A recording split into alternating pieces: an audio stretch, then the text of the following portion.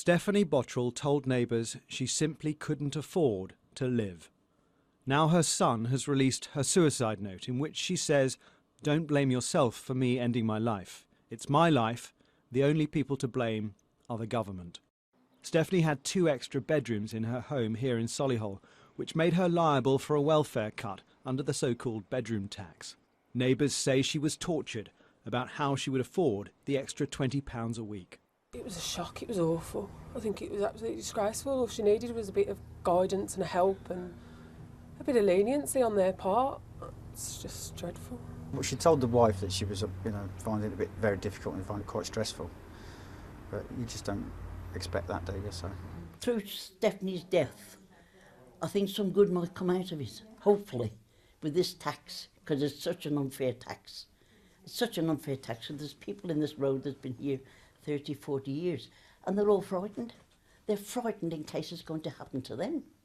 Mrs. Bottrell's son Stephen told the Sunday People she was fine before this bedroom tax. It was dreamt up in London by people living in offices and big houses. They have no idea the effect it has on people like my mum.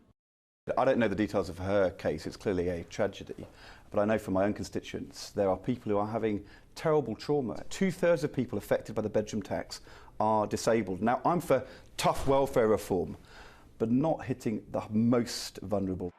Mrs. Bottrell died after being struck by a lorry here on the M6.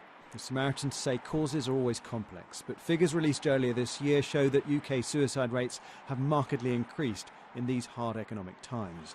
Certainly the UK government's now under growing pressure to justify its policy.